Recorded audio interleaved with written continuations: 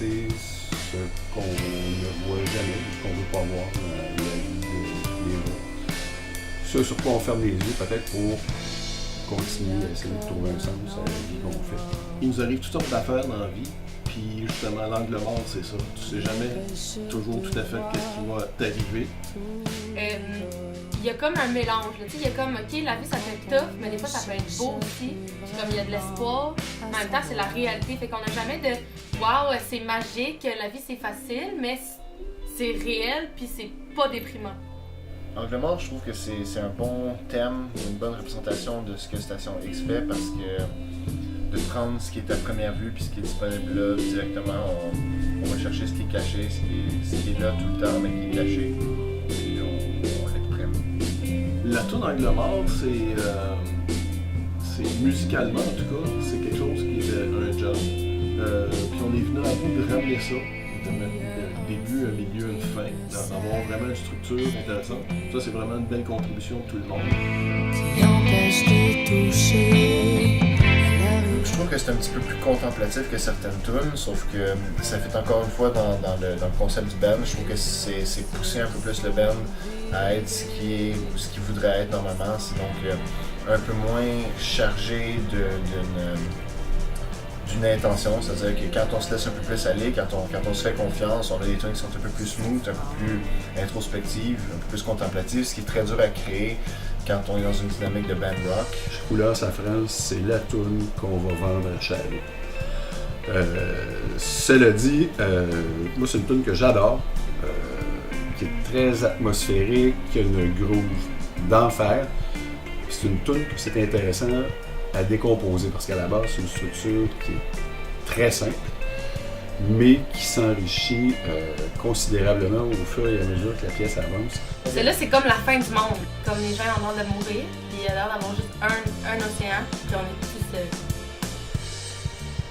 Puis il y a toute une couche supplémentaire de clavier, d'ambiance qui pourrait quasiment vivre séparément.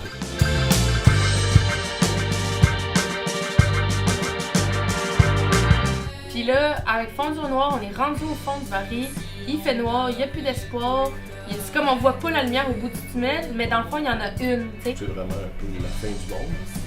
Il a fallu qu'on soit très discipliné en studio pour pas que ça dure 8 minutes cette tune-là, parce qu'il y a une ambiance, il y a un mood qu'on aurait pu faire durer avec un bêta beaucoup plus long. Le bout de la route, c'est le tunnel, il n'y a pas de lumière au bout, c'est la fille d'Enrico. Il n'y a absolument rien à l'horizon, là. C'est difficile d'être plus sombre, plus pessimiste. Fondu au noir, c'est un bon pivot dans les deux facettes du band. Il y a un côté qui est vraiment plus mélancolique, triste, qui porte le poids de beaucoup d'injustice ou de douleur, si on veut. Puis de l'autre côté, il y a des tunes comme Redémarrer qui sont vraiment plus, justement, qui se relèvent de ça. On s'est donné la permission de ne pas mettre 25 tracks de guitare partout. On a joué aussi avec les tracks de voix et le résultat, à mon avis, est très réussi. Il n'y a plus d'images, plus de sons. T'as une favorite sur le nouvel album? C'est Sur le chemin. Pourquoi? Parce que je trouve que c'est une toune, je trouve qu'elle me ressemble plus moi, dans le sens où c'est une toune comme calme, ben je suis énervée aussi dans la vie, mais c'est une toune calme, puis je sais pas, la mélodie, elle vient plus me chercher que les autres mélodies. Ça serait plus ça là. Mais tu sais, je sais pas, je la trouve cute. Sur 9 tunes, quand tu les as toutes chantées, tu vas juste te tirer une balle. Fait qu'on a dit on va au moins en faire une, que Maud va pouvoir partir, puis sourire, puis dire, retourner chez eux, puis dire hey, regardez, je fais une tune cute. Fait que, ouais, c'est ça. C'est la tune cute. Il y en a une par album, on essaie de faire une tune cute par album. 2 prochains albums? Comment ça, 2? Toi, c'est quoi ta tune préférée, Dom? Moi, c'est Bord de mer. Clairement. Pourquoi? C'est moi qui l'ai composé. Ah, ok. Ouais. Ok, mais c'est quoi le part?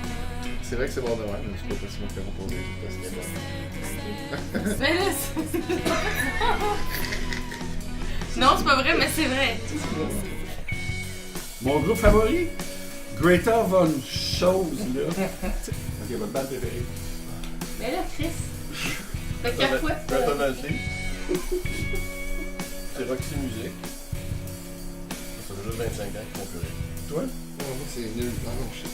C'est un de mes Né Obliviscaris, mais ça Qui? se passe moins bien. Qui? C'est moins connu. Donne-moi une caresse. Né Obliviscaris. Là, le gars qui se traîne dans le. Ok. Plus smooth, plus cool. Pas mal moins funny que Mode. Tu sais, les gars qui copient Led Zeppelin. C'est quoi ta partie préférée dans une répète? Retourner chez eux.